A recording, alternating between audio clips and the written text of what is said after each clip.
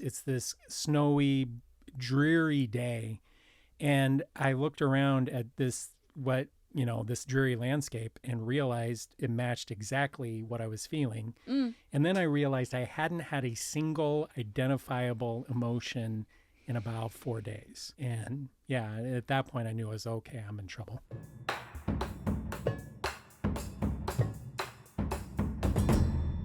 Hey everyone, I'm Christine Sneeringer, and I'm your host of the Mental Health Matters for Christians podcast.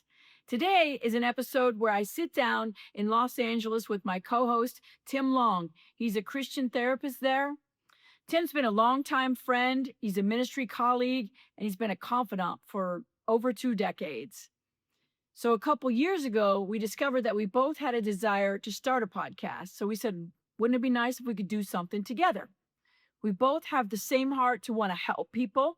We have a passion for mental health. Tim is a therapist. I've been a pastoral caregiver for a Christian ministry called Worthy Creations for many years. So in these episodes that I'll be doing with Tim, we will unpack and kick around a topic related to mental health. We'll be doing these intermittently in between my interviews with people who have walked through hardship, loss, and trauma. As always, my goal is to inspire people, to fill them with hope and give them practical insights that they can get unstuck and experience more of the freedom that Jesus promises his followers. So I'm delighted to share with you my very first episode with my co-host, Tim Long. We are talking about why are feelings important. Did I say that right? Or is it our feelings important? Yeah, why are feelings important? Why are they important? So that already assumes they're important. I think we all know feelings are important. I disagree. Yeah, there we go. That was where we're not even 30 seconds in, and we're we're already like, having a disagreement. all right, this is great. This is juicy. You said everybody knows feelings are important. Everybody knows. What are you talking about? Yeah. Come on now. Look at any 1-year-old, 2-year-old kid. Do they think their feelings are important? I don't think they're thinking about their feelings. Yeah, because why? Because they're in their feelings. Right. Like they're all feelings. Feeling their feelings. Yes. And expressing them, just being them. Right. So does a 2-year-old believe that their feelings are important? Okay, probably. Okay. And why does a 2-year-old think their feelings are important? I don't think the 2-year-old is, again, thinking about their feelings. Right. So, but they think whatever's happening is very important and they're reacting to it. Exactly. Like feelings are how we perceive the world, what's most connected to our knower. Now, I don't think feelings are the same thing Say as the our word knower. knower again, yeah. Like our knower, yeah. I'm putting, right here, right in the heart, right in the solar plexus. Okay, so would it be like your gut? Yeah, like what you know down to the core of your being is different from what you're feeling, but is very closely related to that. And it's, our feelings are how we perceive the world and what shapes things and what gets down to like our core, what we know. Here's my argument. I think we're all born, and I think there's good, like psychological development behind this. Like we're all born knowing our feelings are important, assuming our feelings are important. Okay, and maybe caught up in assuming. Our feelings. Yes. Okay, got it. Okay, you're right. Okay. Look at that. The therapist already like. All right. We assume. We don't necessarily know our feelings are important. Right. Okay. Yeah. We assume our feelings are important when we come in, and then we need the world to kind of bash out of us that our feelings are important. Wait, bash that out of us? Well, I think so much of the time that's what happens, right? Yeah, life or parents who, like you cry, I'll give you something to cry about. Yes. Don't cry or I'll give you something to cry about. Yeah. And what are the other things we heard growing up? For me, it wasn't so much, you cry or I'll give you something to cry about. For me, it was, and it took me the longest time to realize this. Like when I was growing up, my parents, I think, overall, they were calm. They provided things. They were great education. They were great, in a lot of ways, great conversationalists. There was no question that was off the table. Okay. But they never used feeling words. But see, I think that's a product of the era we come, you know what I mean? Because now that's later partially. We got people started talking about feelings. I'm thinking of my mentor in ministry, Cy Rogers, who talked about on his journey of, his recovery journey of sexual brokenness, that he said, when I started my journey, this was before, back then issues were magazines. You know what I mean? Like there wasn't we didn't talk about issues. Right. Yeah. Yeah. Like you don't have problems related to emotions. No. Or mental health or anything. None that of doesn't. that Yeah. when growing up at all. Like, and maybe that's why I have mental health problems. Yes, exactly. Exactly. I just figured that out on my stars. Yeah. Okay. And that's the thing. Like my parents, like I said, they never used feeling words with regard to themselves, but the feelings came out, in other ways. They argued a lot. They fought a lot. I never remember them being at peace. There were other issues that kind of went on. I don't want to spend this whole time bashing my parents. But also them when under you the bus, said they never used feeling words with regard to themselves. But they never said things like, that makes me sad or that makes me angry. Everything was about data. And so what like very detached. Very detached, very analytical, very logical. And so that's what I grew up in. And so I just remember from a very young age beginning to feel like what I felt didn't matter. Okay. So you learned to disregard your feelings. Yeah. But I think we came at that disregard for our feelings from very different angles. Sure. Like mine was just kind of that subtle over a long period of time. We're never going to talk to you about your feelings. We're not going to pay attention to them. We're not going to attune to them. It's just, and again, not conscious or intentional. They just, that was just how they operated. That's how they assumed good operation is. Okay. And they were very successful at it, like my dad was a doctor. My mom was a nurse.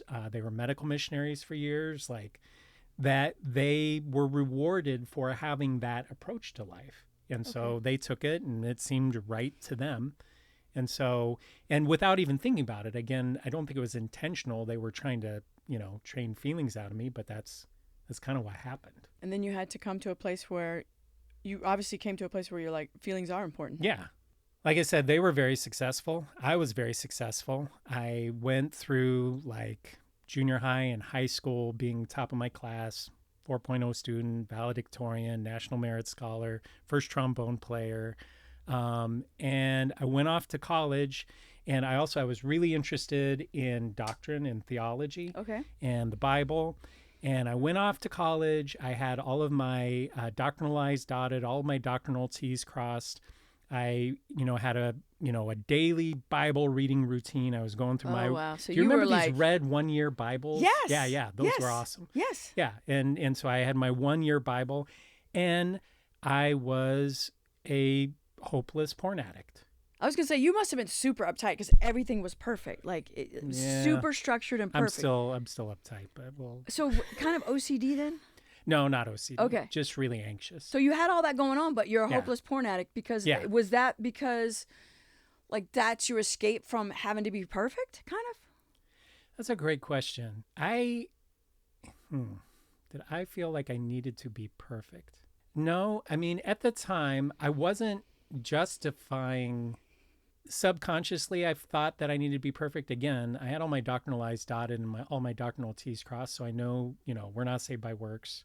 So you had a lot of head knowledge of God and theology. Yeah, absolutely. But in practice, you're acting out in ways is not godly. Yes, exactly. And I'm in this cycle, and this is something I had to actually learn. I got a very kind of corrupted relationship with God's word, because what would happen, I remember this, is like I'd go and I'd read my 1-year Bible, right? My 3 chapters a day. Yep. Well, yeah, you can do that. Or we can go, this is kind of, we all are looking for approval, and that all gets distorted. And I get it. Yeah. All right. So you read your 1-year Bible religiously. So I was reading my 1-year Bible religiously, and every day I would read that thing, and I would end up feeling horrible about myself every day. From reading it? Yeah. Why? Because I'm reading this Bible and knowing, wow, I don't measure up to that. Wow, yeah, I don't measure up to that. Wow, yeah. And it like God's word would just sweep over me in a big shame. Wow. Big shame pancake. No kidding. Slap you in the face. Shame pancake. Okay. Yep. And so then I would feel terrible about myself. And then, after a little bit of feeling that way, porn starts to become really interesting. Because it's a way, a comfort? Absolutely. Yeah, it's a place of comfort. It's also just overall a great place for affirmation. Okay, I don't know why, but tell me. Okay, yeah, it's because you're a woman. Okay. Well, that's going to come up eventually. Yeah, so eventually. Here we are. Yeah, okay. so, and by the way, I'm clear on that now, but we'll talk about that later. But I am a woman. I'm Yes. okay with it. Yeah. I wasn't for a long time. I think it's great that you're a woman. I realized that God made me a woman. I was like, okay, I'm just going to be that then. So because I'm a woman, I don't understand why porn gives you affirmation. Well, yeah, because there's something that a man gets in like the porn or the sexual fantasy is like this admiration. Like you come in feeling like crap, and in the fantasy, you can do no wrong. Like everything you do, she is pleased by. Okay. Because it's all in your mind. It's all in your mind. Okay. Okay. My friend Joey references this. Joey, that's the Joey therapist Nicolosi, friend? yeah. He's a therapist friend. He's a psychologist. He talks about there's a study done on porn viewing where they would track where the eyes were looking in the porn. Okay. Now, first of all, the ethics of this study, doesn't seem like the best thing to me. I'm assuming it's all adults they're having look at this porn. Okay, yeah, sure. But interesting data point that comes out of this, right, is like as men are viewing porn and as women are viewing porn. Yeah. Right? Men, as they're viewing porn, guess where they're looking in the porn? At the man performing a sexual act. Maybe at his Wrong. genitals. I don't know. Wrong. Okay. Okay. Well, where? Okay. Hold on. I have another guess. Can I guess two? Do I get two? Yeah. You can two, get. Yeah. two, Yeah. All right. Yeah. My second guess, because of what you just said about affirmation and your fantasy about you can do no wrong, is looking at the woman's reaction to what's happening. You're getting a lot closer. Okay. The woman's eyes. Oh. Yeah. Because that's directly connected to what you're saying. Is like you look into the eyes, that's where you assess how is she feeling right now. Oh, interesting. Isn't that crazy? Yeah, and then you're getting affirmed by looking at the eyes of Yep. this woman that you're pretending in your mind that you're the one in the movie. Yes. Okay, Exactly. got it. Okay. Yeah. And guess where women are looking when they're looking at porn? Well, I was just going to say the men's eyes, but Yeah.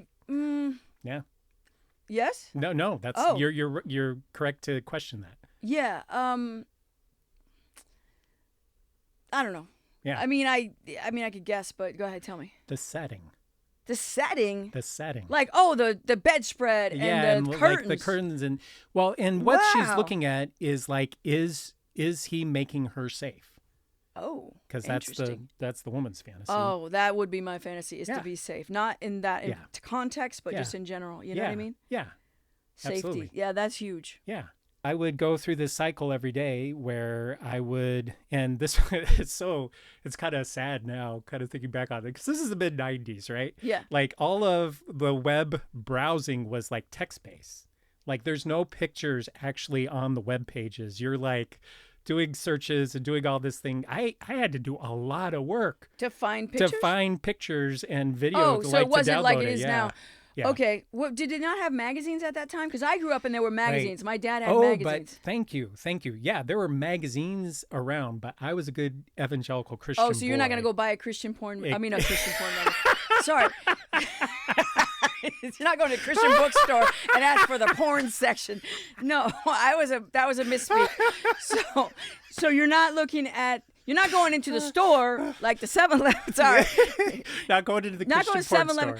And to get the porn. No, yeah. There should not be a Christian porn store. So if you're out there, it should just, you need to shut it down, Now. Yes. But you're not, yeah.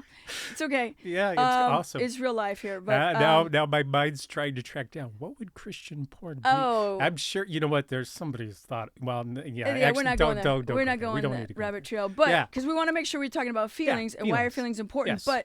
But you're such a good Christian, you're not going to go looking for porn in a store because you don't want to be seen buying it? Yeah, exactly. Shame and pride always go together. When you're shoved down in shame all day long, every day, like it's horrible, it's miserable. And so you're always looking for ways in which to kind of jolt out of that. And so any kind of pride, any kind of ego you can tune into. And again, it's not a conscious thing. Right. But that's what you're going to gravitate toward. And so in my, porn craze, mind, like what I would, part of how I would justify it or feel okay is like, well, I'm never spending money on porn. okay, hold on. So if I don't spend money on porn, then at least I'm not supporting it. Yeah, okay. I'm not supporting the industry by paying for it. But if I can find all the free porn, then I can feel better. It's somehow more morally superior in my porn addiction. So ridiculous. You know what? It's amazing how we justify things. Yeah, so. absolutely. No, I don't think I haven't justified things. Yeah. But we're talking about you now. So thank you. Thank you for keeping that spotlight right here. When you said I'm getting pushed down in shame or something like that, is that? But it's you doing it to you. Oh yeah. Well, it's who else is doing it to you? Well, I think the world, the flesh, and the devil. Okay, nope, that's good. We need to bring him in at some point. Yeah. He's real. He's real. Most of my deeply spiritual, there is a spiritual reality experiences have had to do with porn or sexual addiction. I really do. And sexuality. I just think it's something that the enemy, spiritual beings, they've made a big deal out of that. Oh, yes. For the last couple hundred years. Oh, and it's so much worse right now. I mean, the average age a child is exposed to pornography is about 8 years old at this point. And I think it's getting younger. Yeah. Because we make mistakes by giving kids these, the smartphone and access to the internet. Yeah. Can we get back to feelings, though? Yes, because I want to, hear more about this journey and how did you get to the place where your feelings were important? Of course, I assume you're not addicted to porn anymore either because you're a therapist. You're a Christian therapist helping people. And in fact, you help people with porn addiction. Yeah. So, I do. Yeah. I would be lying to say that it's never a temptation. Sure. Okay. It's a temptation.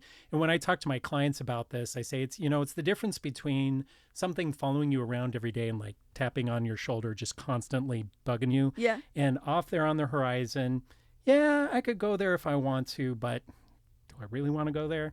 That kind of a thing. Right. That's how I would describe it now, is off there on the horizon. And whenever it starts to creep in on me, now I know what that's about. I know what I need to do to begin to deal with it. And by the way, what you just described, it just took me straight to a scene in a movie. Yeah. See if you remember this one. Okay. A Beautiful Mind. Okay, yeah. Was that Russell Crowe? Uh-huh. Okay, and was it schizophrenia? He was playing a man with schizophrenia, and at the end of the movie, it's a great movie, it's like he always had this person that he was, would... Yeah, his hallucinations. He would see people in the room with him. There were these characters that would follow him around. And he was tormented by that. Yeah, absolutely. And by the end of the movie, though, they weren't right there. It was in the distance, and he was able to choose out of engaging in that hallucination. Yes. And it was a great line, too. I can't remember the line that he uses about, when he sees that person that's fictitious, but I can't remember. Anyway, but so you remind me of that line, because it's we have the power to say, I'm not indulging in that. We have kind choices. of it's almost just Satan, flick you off of me, I'm not, nice try, but, I'm moving on. I don't want that anymore in my life. And you have to get the guardrails in, and it takes a while to get there to where it's not in your face as a temptation or always tapping you on the shoulder. But I do want to get back to the feelings thing. Actually, I remember the moment where I woke up to the issue that I was having. The porn addiction? Yeah, the porn addiction. Okay. Again, like I said, I grew up in this family that never valued emotions, never talked about emotions. Everything was logical, analytical, all that kind of thing. And I woke up one day, and it was Wheaton College, which is outside Chicago. It's really cold. So were you a student there? Yeah, I was a student there. Undergrad? Okay. Yeah, undergrad student there. And I'm walking across campus. It's this snowy, dreary day. And I looked around at this dreary landscape and realized it matched exactly what I was feeling. And then I realized I hadn't had a single identifiable emotion in about 4 days. I was like, that's not right. You don't know what you're feeling? I'm just completely checked out, completely zoned out. And at that point I knew I was okay. I'm in trouble. Mm-hmm. Just from knowing I haven't had a feeling that I could name in 4 days, you're like, oh, feelings are important. Because I don't know I would have got that. No, I didn't. Yeah, I didn't. I definitely didn't think at that moment feelings are important. Right. And I still at that moment wouldn't have stressed or learned. It took a long time for me to get to the place where I started prioritizing my feelings and looking at them and Yeah. Okay. Really dealing I with want to them. hear about prioritizing my feelings, because let me Right. tell you about my faith journey. Yeah. Is just, I'm not going to go way into it, but Bring it. because in my faith journey, it's like I was taught like feelings aren't important. Yes. In fact, they use a phrase like, Yes. "Oh, you're fleshing out." Oh, wow. Yes, Like if you're ever in caught the in your flesh. feelings, Yeah, you're like in the you're flesh in the right flesh. now. You're Like reacting. you're obviously not Okay. godly. Okay. Because in Romans 8, there's Uh-huh. some language in there that Oh, yeah. talks about the spirit and the flesh. Oh, yeah. So if you're in your I'm feelings, memorizing Romans 8 right now. oh so, well, yeah. of course you are. And I know I memorize like a verse, and you'll do whole chapters. And Yeah. so, but And which that's actually related to the story I was just telling. But I'll tell tell you me. later. Well, Okay. okay. There's so much. There's so much here. Yes. But in your faith journey, what you learned early on as a Christian is don't get caught up in your feelings. Correct. Yeah. But I probably already learned it in my family first, Right. because there was no safe place for me. Yes. So I learned it as a child, and then my Christianity reinforced it. That's so crazy. Something that just clicked for me, Christine, that has never clicked for me before with us.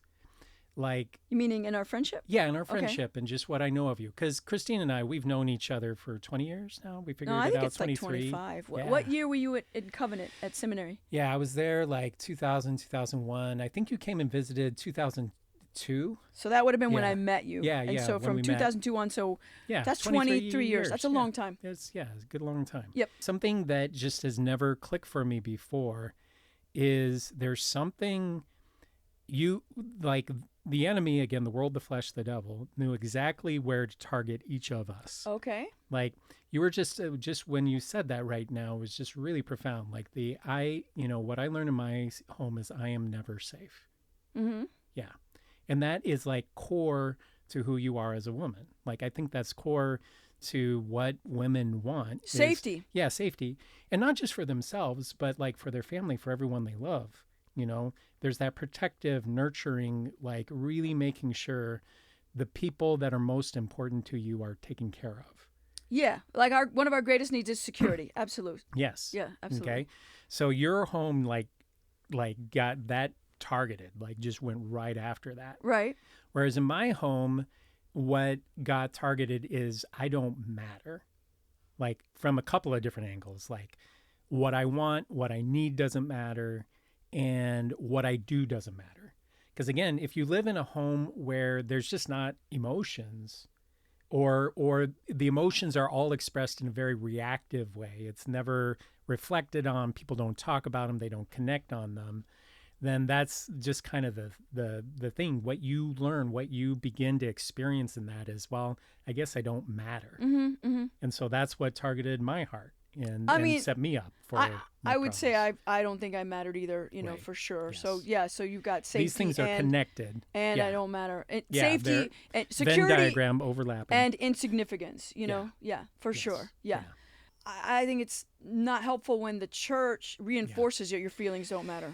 Sadly, yes, that is frequently, Because that's a whole nother level and layer that you got to work through and undo to realize, no, they do matter. Yeah, absolutely right. You started this show with, because I said, why are feelings important? Or was the question, are feelings important? You said, why are feelings everybody important? knows they're Everybody important. I was knows like, I don't think so. It Well, took me a long time, years to figure out they were. When I say everybody knows they're important, I mean at a gut level. Like we all know this. Kind of like we all know sex is important. Okay, I guess. Because even though most of us a lot of us try to spend our time not thinking about sex. Mm-hmm. Okay. They think about it, right? Yeah, exactly. It's like, well, it's if I said to you don't think about a pink elephant, what happens? Yeah, you you're think thinking about a the pink elephant. Right. But it's also because it's something that's so core. Primal? Yeah, primal. Like it's literally wired into our bodies. Sure. Like this is, and so are our emotions, so are our feelings. Yeah. So that's the thing. You've got this drive, that's fundamental to who you are, that you live out of for the first few years of your life. Okay, you're just living in your feelings, and reacting out of your feelings. Mm-hmm.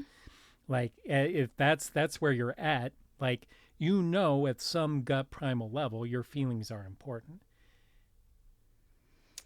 I guess. I don't know. I mean, that's interesting because I think it spent a lot of money in therapy. Me too. To figure out they were important. Right. And I don't even know if I thought that I was learning that. You know, it's one of those. It was like a byproduct of just working through stuff. Yep. You know. Yeah. And so what would you say to people who are like tracking in terms of saying like, okay, feelings are important. Now what? What do I do with that information that the feelings are important? Yeah. And the question was, why are they important? I want to, and this is such a terrible therapist thing to do. Like, What? I want to push back on, Okay, go on ahead. the question and on the premise.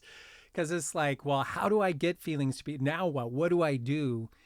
And kind of what I want to say is, well, you're wired to feel things. So feel your feelings. Feel your feelings. Express your feelings.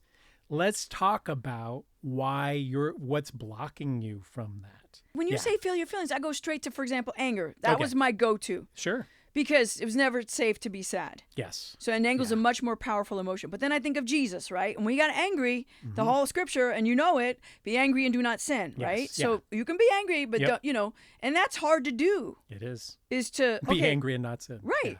Yeah. I feel like you saying feel your feelings is almost like giving people permission, but then I think, oh, that's kind of dangerous. Like, go feel your feelings. Exactly. Yeah. It's incredibly dangerous. Well, that's not helpful. And you're laughing. Tell me why you're laughing. Because that it's just such. I love your responses. It's like a that's the truth. Okay. Yeah. It's a catch-22. You know what I mean? Yeah. Feel your feelings. Don't sin. Mm-hmm. Yeah. You're right. You're absolutely right. Because our feelings are powerful, and so if I feel them, like for sex. me, like yours was porn. Right now, mine has been food. Yeah. Like, and I would just eat my feelings. I don't want to feel them. I just want to eat them. And food is powerful. Hunger is powerful. Our need for food, it's powerful. Yeah, but I wasn't even hungry. I just wanted to eat. Yes. You know what I mean? And so it's like, watch what you eat. Okay, great. But there's all this tempting food in the world. And I'm feeling these really strong feelings. And I really need to eat. Yeah. Yeah. So that I don't have to feel these really strong feelings. Yes. So I remember my therapist telling me, she told me to watch this movie, Inside Out, okay? Such a good movie. Oh, I was so mad. I watched this movie. Yeah. I come back into therapy. I go, what is the point of that stupid movie? I said, I hate that movie. I said, I am with, because it's, okay, the movie is like these 5 feelings, right? Yeah. And there's this character named Joy. Yeah. Because the feelings. Everybody likes joy. Yeah, and I was like, so I go back into therapy. I go, what? Like, I was mad she wanted me to watch the movie. And I said, because in the movie, Joy is trying to exterminate sadness. Yes, absolutely. And I was like, yes, that's exactly what we need to do. So I go, what's the point of that stupid movie?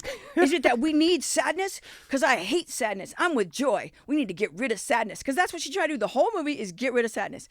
So the friend that I borrowed the movie from, it was DVD. I went to give it back to her. And I'm like, here you go. Like, here's your stupid movie back, right? And I go, I hate this movie. She's like, you hate it? And she had like 2 kids and a third. She had 3, but one of them was adopted. Oh, okay. And her adopted child had reactive attachment disorder, which you probably know what that is. Yeah.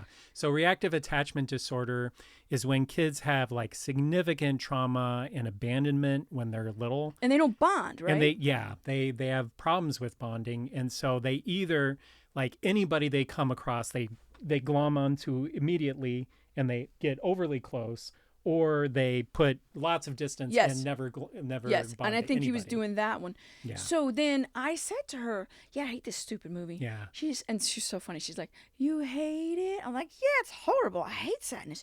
You hate sadness? Oh my And I was like, yeah. She's therapizing you. Yeah. And I go, she goes, what do you do with those big feelings? I go, I don't know. I hate them. You know? And she's like, and she just started talking about her son. And she's like, well, I have to help him.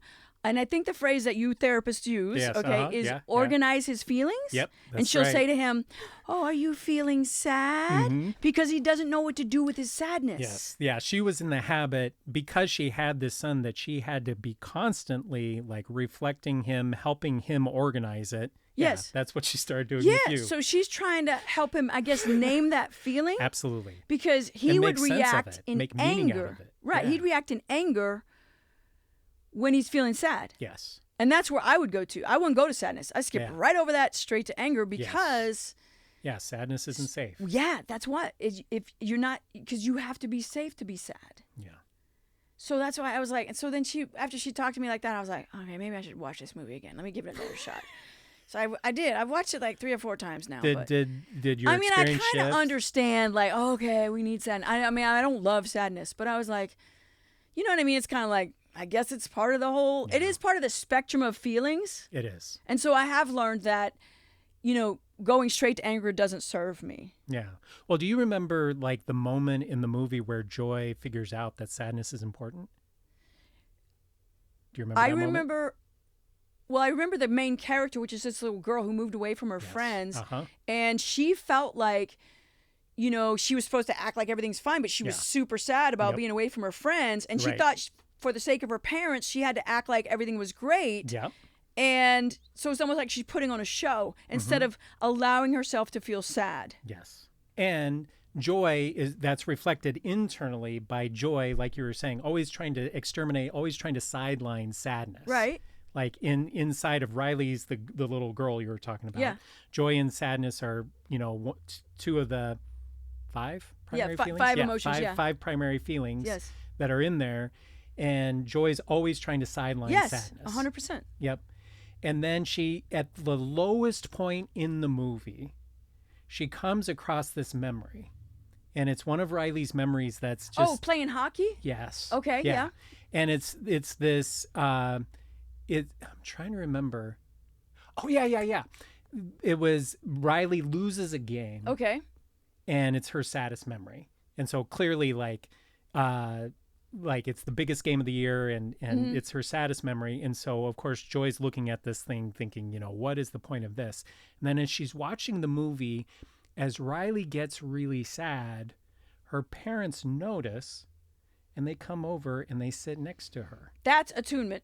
Yes, that's right. That's what, good that's parents. That's what you do as a therapist, and that's what parents need to do, is be attuned to their children's emotions. And that's how we let the kids know your feelings are important. Yes. And neither one of us had that. Yeah, correct. That's why we're screwed up. Yeah, correct. Well, I'm putting all this together right now. Yeah, good. This is real time. Yeah, absolutely. It's awesome. Yes. And so as Joy sits there watching the movie, of the memory. Okay, yeah. Yeah, like her, Riley's sad, her parents come over, they join her.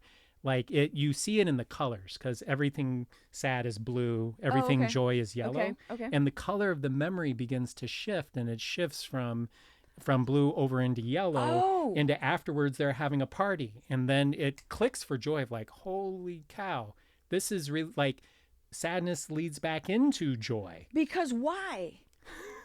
Because sadness is is what causes us, moves us, motivates us. That's why emotion, right? It motivates us. Okay. It motivates us to send out signals to people that we need connection. Oh, okay, hold on. So the joy comes from the connection that happens because I'm sad? Yes. Where were you when I was watching this movie like 8 years ago? Like this, like you're putting all the dots together for me now. Yeah. This is really helpful for me, by the way. Yeah. And Pixar, we expect our bump back. I know, right? Yeah, for promoting the movie. Yeah, I didn't think about that. So it's because in my sadness, when I have a connection, yes, then I don't understand. I move to. It's because it helps me move through my sadness. I don't stay stuck in my sadness. So I think. We don't want to overcomplicate it. Okay, good. I'm probably trying to do that right now. Well, we all do, yeah. The wisest man in history, Jesus, said it, and this is one of my life verses. Ooh, come on. Yeah, blessed are those who mourn, for they shall be comforted. Come on. Yeah. Let's have church. Yeah, that's right. It's church everywhere. Yeah. Yeah, where 2 or 3 are gathered. Yeah. Anyway, okay. but so blessed are those who mourn, for they shall be comforted. That's Jesus giving us the gospel for our emotions right there. Because I love this is my favorite passage in the Bible. Is the Beattitudes. Oh, okay, yeah. That's the second Beatitudes. Right. There are 9. Well, it's confusing. Okay. But it's the only poetry we know of that Jesus ever wrote. Oh. Right? I didn't there's look at 2 it versions of it. There's one in Matthew 5. There's one in Luke. Here's the Bible scholar 6. coming out. I like it. Yeah. I think it's Luke 6. We're going to get comments on that. But anyway, 2 versions of it, and it's interesting to see the contrast between the versions. The one that I always go back to is Matthew 5. And blessed are the poor in spirit, for theirs is the kingdom of heaven. Oh, okay. That's number 1. Yep. That's the gospel in one verse, like, you have to recognize your spiritual poverty. Come on. Before you can enter the kingdom of heaven. Mm-hmm. And that's, and once you do that, number 2, this is, feelings are important. Jesus made them important. Okay. Blessed are those who mourn, for they shall be comforted. So you're saying the order of what Jesus said is significant. Absolutely. Oh. Yeah. Nice. Yeah. If you look at the trajectory of, I've studied this passage a lot, and you look at the trajectory of the Beatitudes, it's from the inside out. It's starting from this attitude of poverty and I have nothing, and so God brings me everything. And then I begin to take a look out at the world and I start to feel sad. Yeah. And then I need his comfort. Oh, yeah. Wow. And then once he gives me comfort, that gives me peace of heart. It gives me a settledness in my heart, a meekness. That term there I've heard said before, that term meekness means like teachable. Blessed are the meek, for they shall inherit the earth. Mm-hmm. And then as I begin to have that peace in heart, then I begin to be hungry and thirsty for righteousness. Nice. And that's a turning point. It's like I'm hungry and thirsty for righteousness, for I shall be filled. The very next one is blessed are the merciful, nice, for they shall receive mercy. And then now I'm starting to move out in the world. I'm starting to do little acts.